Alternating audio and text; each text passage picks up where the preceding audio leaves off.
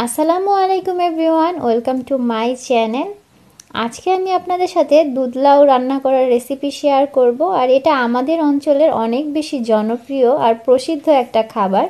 তো একেবারে ট্রেডিশনাল ওয়েতে যেভাবে আমাদের মা, চাচি, দাদিদের এটা তৈরি করতে দেখেছি, সেই পদ্ধতিটাই আপনাদের সাথে শেয়ার করব। তো আজকে আমি এখানে বড় সাইজের দুটো লাউ নিয়ে নিয়েছি, আর সাথে দেখতে পাচ্ছেন বালতিতে এভাবে পানি নিয়ে নিয়েছি। তো আসলে ভিডিওটা করতে করতেই আপনাদের সাথে সম্পূর্ণ রেসিপিটা শেয়ার করব যে কিভাবে এই দুধ লাউটা আমি তৈরি করছি।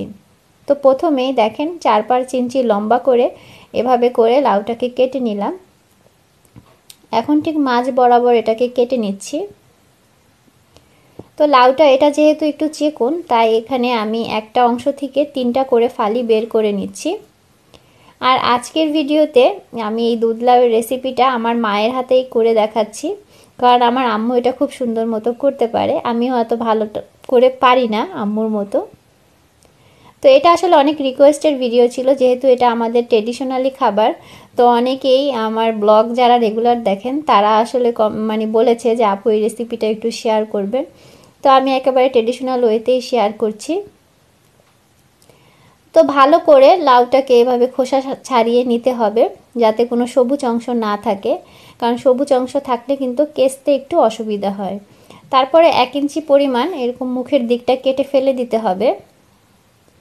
তারপরে লাউটাকে ঠিক এভাবে ধরে কুচি করে নিতে হবে। এটা আসলে অনেক দ্রুত করেছে আম্মু, আমি আপনাদের স্লো করে দেখাচ্ছি। মুখের দিকের যে অংশটা বিচি থাকে সেখানে 1 ইঞ্চি পরিমাণ জায়গা কিন্তু কেচা যাবে না। মোটামুটি পিছনের যে অংশটা, সেই অংশটাকে এভাবে কেচে নিতে হবে। তো আমি একটু আস্তে আস্তেই দেখাচ্ছি। তো কেচে নেওয়ার পরে আমি কাছ থেকে আপনাদের দেখিয়ে দিচ্ছি যে জিনিসটা কিভাবে কেচে নিয়েছে। এটা প্রথম অবস্থায় আসলে হবে না, কয়েকবার প্র্যাকটিস করলে কিন্তু হবে। তো দেখুন কি সুন্দর পাতলা করে ঠিক এভাবে কেচে নিতে হবে। আর মুখের দিকটায় কিন্তু 1 ইঞ্চি পরিমাণ জায়গা রেখে কেচে নিতে হবে, না হলে কিন্তু পাটগুলো আলাদা আলাদা হয়ে যাবে। তো দেখে কিন্তু বুঝতে পারছেন যে কিভাবে কেচে নিতে হবে, বিচির অংশটা কিন্তু কেচা যাবে না। তো মোটামুটি আপনাদের 5 থেকে 7 ঘন্টা এভাবে পানিতে ভিজিয়ে রাখলে এটার জন্য ভালো, কারণ লাউয়ের যে কষটা আছে সেই এক্সট্রা কষটা যাতে চলে যায় এই জন্য। আর লাউয়ের মুখের দিকের অংশগুলো দেখেন আমি কতটুকু করে ফেলে দিয়েছি। আর ছোট লাউটা যেহেতু একটু বড় ছিল, মোটা ছিল, যার কারণে সেটাকে আমি মাঝখান থেকে ফেরে এরকম 4 ফালি করে নিব। একটা জায়গা থেকে 4টা অংশ বের করে নিব এভাবে। এটা আসলে যতটুকু চিকন করে করবেন আপনাদের কেচতে নাকি ততটা সুবিধা হয়, এই জন্যই চিকন করে একটু করা। তো যার যার সুবিধা মতো এটা করে নেবেন। আর যেটা বলছিলাম, এটা আসলে আগে যখন মা চাচিদের করতে দেখতাম, তখন দেখতাম যে তারা একদিন বিকেলবেলা এটা কেচে নিত এবং পরের দিন সকালবেলা তারা এটাকে ঝুরি করত। তো মোটামুটি সারা রাত এটাকে ভিজিয়ে রাখতো, ভিজিয়ে রাখলে নাকি লাউয়ের যে এক্সট্রা কষটা থাকে সেটা বের হয়ে যায় এবং পিচ্ছিল ভাবটা থাকে না, তখন লাউটা সুন্দর মতো একদম মিহিভাবে ঝুরি করা যায়। এই জন্যই এটাকে অনেক সময় ভিজিয়ে রাখতো। তো আমরা মোটামুটি 7-8 ঘন্টার মতো ভিজিয়ে রাখবো। এখন সকালবেলা এটাকে ঝুরি কেচে নিচ্ছি, আর সন্ধ্যার দিকে এটাকে ঝুরি করব। তো এভাবে বড় পাত্রে আসলে পানি দিয়ে ঠিক এভাবে ভিজিয়ে রাখতে হবে। তো বিকেলবেলা আমি এখন দেখাচ্ছি, দেখেন এখানে প্রায় 1-1.5 ইঞ্চির মতো কিছু অংশ নিয়ে, যতটুকু আপনি হাতে নিতে পারবেন, তারপরে একেবারে সুন্দর মতো চাপ দিয়ে ধরে নিতে হবে, তাহলে ঝুড়িটা খুব সুন্দর হবে। আমি কিন্তু স্লো করে দেখাচ্ছি, এটা কিন্তু অনেক ফাস্ট করে আম্মু কাটছিল। তো ঠিক এভাবে যতটা সম্ভব চিকন করে কাটা যায় ঠিক সেভাবেই কেটে নিতে হবে। নর্মাল খাবারের যে সেমাই থাকে আমাদের, সেগুলো যেমন চিকন চিকন হয়, এটাও কিন্তু রান্না করলে ঠিক সেমই দেখা যায়, বোঝা যায় না যে এটা আসলে লাউ দিয়ে রান্না করা, এটা সেমাইই মনে হয়। তো এভাবে ঝুরি করে নেওয়ার পরে মুখের দিকের যে অংশটা বিচির সেটাকে ফেলে দিতে হবে, আর এক্সট্রা বিচি থাকলে সেগুলোকেও তুলে ফেলতে হবে। তো দেখলেন কিভাবে। তো এইভাবে সেমভাবে যতটুকু পরিমাণ আপনাদের সুবিধা হয় সেভাবে নিয়ে এভাবে ঝুরি করে নিতে হবে। অনেকেই আছেন যারা এভাবে ঝুরি করতে পারেন না, এই জন্য হয়তো গ্রেটারের সাহায্যে গ্রেট করে নেন অথবা মেশিনের সাহায্যে ঝুরি করে নেন। বাট মানে পারফেক্ট স্বাদটা পেতে হলে অবশ্যই আপনাদের কষ্ট করে এই প্রসেসটাই কিন্তু ফলো করতে হবে। আর ট্রেডিশনাল যে কোনো জিনিস করাটাই কিন্তু একটু কষ্ট সাপেক্ষ এবং খেতেও কিন্তু বেশ ভালো। তো এখন আমি এক্সট্রা বিচিগুলোকে বেছে নিচ্ছি, আর একটা পাত্রে নিয়ে নিয়েছি। এখন এটা পানি দিয়ে সিদ্ধ দিয়ে দিব। এটা পরিমাণ মতো পানি দিয়ে দিবেন, হালকা পানি দিয়ে এটাকে মোটামুটি 8-10 মিনিটের মতো সিদ্ধ করে নিব। তো সিদ্ধ হওয়ার পরে আমি দেখাচ্ছি কেমন পরিমাণ সিদ্ধ করে নিতে হবে। তো এটা ঢাকনা দিয়ে ঢেকে এবার সিদ্ধ করে নিচ্ছি। আর আমি যেহেতু আমাদের বাসার জন্য বানাচ্ছি আর এটা সংরক্ষণ করে দীর্ঘদিন রাখা যায়, তাই আমি বেশি পরিমাণেই বানিয়ে নিচ্ছি। তো আপনারা প্রথমবার বানালে একটু অল্প করে বানিয়ে নিতে পারেন। তো দেখেন এই যে যখন আপনি এভাবে হাতে চাপ দিলে দেখবেন যে লাউটা গলে যাচ্ছে, তখনই বুঝতে হবে যে এটা সিদ্ধটা হয়ে গেছে। তো এরকম সিদ্ধ করে নামিয়ে নিতে হবে। বেশি সিদ্ধ করে আবার নামালে কিন্তু এটা কিন্তু হালুয়ার মতো হয়ে যাবে। তাই যখন একটু চাপ দিয়ে এটাকে আসলে ভাঙতে পারবেন ঠিক তখনই নামিয়ে নেবেন। তো তারপরে অল্প অল্প করে কিছু অংশ নিয়ে আমি একটা জালির মধ্যে নিয়ে নিচ্ছি, আর সাথে সাথে ঠান্ডা পানি দিয়ে ধুয়ে নিব। আমি এই গরম পানিটার ভিতরে রাখবো না, তাহলে কিন্তু আরও বেশি সিদ্ধ হয়ে যাবে। তো কল ছেড়ে এভাবে জালির মধ্যে আস্তে আস্তে করে সুন্দরভাবে ধুয়ে নিতে হবে। আর তারপরও যদি কোনো বিচি থাকে সেগুলো ফেলে দিতে হবে, কারণ বিচি থাকলে অনেক সময় দুধে যখন রান্না করবেন তখন দুধটা ফেটে যেতে পারে, বিচির ভিতরে কষ থাকে যে সেটার কারণে।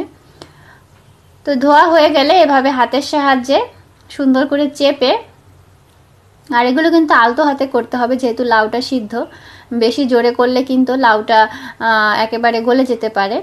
তো এভাবে চেপে পানিটা নিয়ে নিব, এক্সট্রা পানিটা ঝরিয়ে নিব। তো এরকম করে আমি সবগুলো লাউই নিয়ে নিলাম।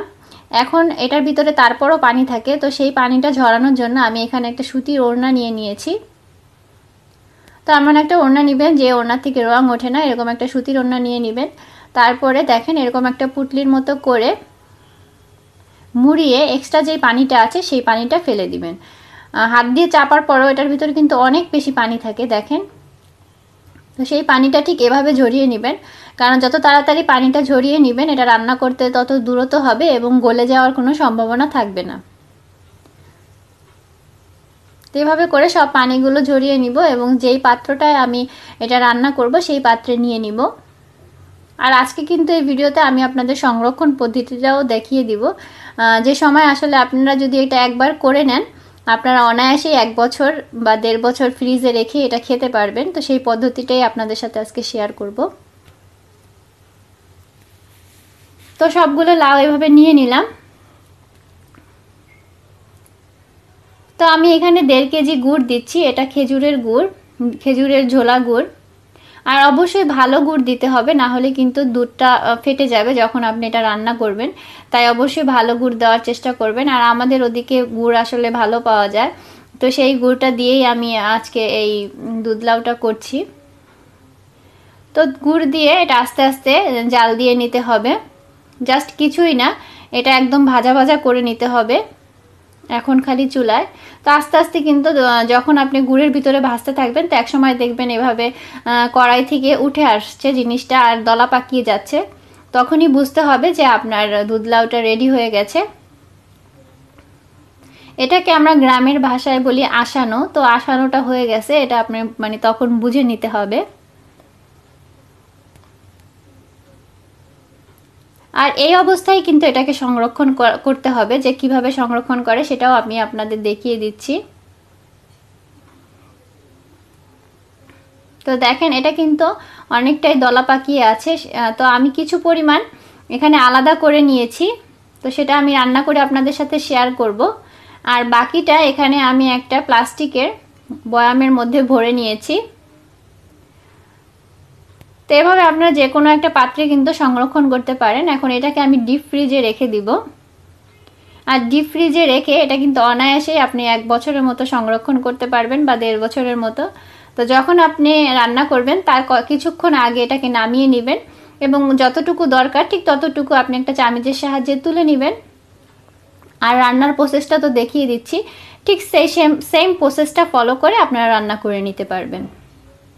তো এখন আমি রান্না করে দেখাবো। তো প্রথমে আমি এখানে 2 লিটার দুধ নিয়ে নিচ্ছি, কারণ আমি কিন্তু ওখানে দেখা যাচ্ছে যে অল্প পরিমাণে লাউ, কিন্তু আসলে এটা রান্না করতে কিন্তু অনেক দুধ লাগবে, আর এটা সম্পূর্ণ দুধের ভিতরেই কিন্তু রান্না করতে হয়, তাহলেই আসল স্বাদটা পাওয়া যায়। তো দুধটা বলক করে নিয়েছি, আর এখানে আমি 1 কাপ পরিমাণে দুধ নিয়ে নিয়েছি। তো দুধটা ঠান্ডা করে নিয়েছি। এখন এখানে আমি 1 টেবিল চামচ চালের গুঁড়া দিব। চালের গুঁড়া দিয়ে এটাকে ভালো করে গুলিয়ে নিব। এটা এই কারণেই দিচ্ছি যাতে আমরা যে দুধ লাউটা রান্না করব সেটার টেক্সচারটা একটু ঘন আসে, পানি পানি না থাকে এবং খেতে যাতে ভালো লাগে, এই জন্য। তো এটা এখন আমি ভালো করে গুলিয়ে নিচ্ছি। গোলানো শেষ হয়ে গেছে। তো আমি যেই পাত্রের দুধ লাউটা আসিয়েছিলাম ঠিক সেই পাত্রেই আমি রান্না করে নিচ্ছি, যেহেতু অনেকগুলো লেগে আছে, তো এই পাত্রেই ভাবলাম রান্না করে নেই। তো এখন এখানে আমি 2 লিটার দুধই দিয়ে দিচ্ছি। দুধটা আমি 2 বার বলক দিয়ে নিয়েছি। আপনারা চাইলে দুধ আরও ঘন করে কিন্তু দিতে পারেন, কারণ দুধ যত ঘন করে দিবেন এটা খেতে তত বেশি ভালো লাগে। আর এখন এটা কিন্তু দুধ দেওয়ার সাথে সাথেই আস্তে আস্তে কিন্তু অটোমেটিক আপনার যে লাউগুলো আছে সেগুলো খুলে আসবে, একেবারে সেমাইয়ের মতোই দেখা যাবে। তো এভাবে জাল করলে এটা আস্তে আস্তে ঘন হয়ে যাবে। আর এখন এর মধ্যে আমি অ্যাড করে দিব যেই চালের গুঁড়া আর দুধটা আমি মিশিয়ে নিয়েছিলাম সেটা। আর এটা কিন্তু দিতে হবে আর অনবরত নাড়তে হবে, না হলে এক জায়গায় দলা পেকিয়ে যেতে পারে। তো এভাবে দিয়ে এটা মিশিয়ে নিব। এটা রান্না করতে কিন্তু তেমন সময় লাগে না, আগেই প্রসেসটা করতে বেশি সময় লাগে, রান্না করতে কিন্তু সব মিলিয়ে 8-10 মিনিটও লাগে না। তো এভাবে দিয়ে চুলায় আমি আরও 5-6 মিনিট কুক করে নিব। তারপর আপনারা কেমন ঘনত্ব রাখতে চান সেই পরিমাণ ঘন রেখে চুলা থেকে নামিয়ে নেবেন।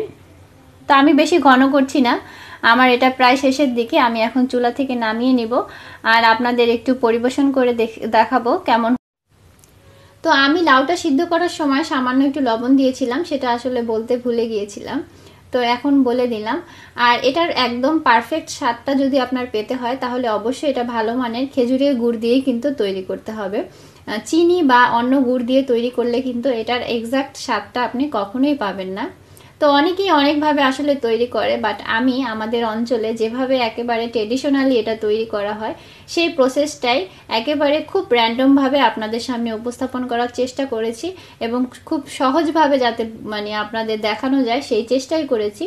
তো আমার ভিডিওটা আপনাদের আজকে কেমন লাগলো সেটা অবশ্যই কমেন্ট করে জানাবেন, আর আপনারা যদি বাসায় ট্রাই করেন সেটাও আমাকে জানাতে ভুলবেন না। তো নতুন কোনো রেসিপি নিয়ে খুব শীঘ্রই আবার হাজির হব। ভালো থাকবেন সবাই, আল্লাহ হাফেজ।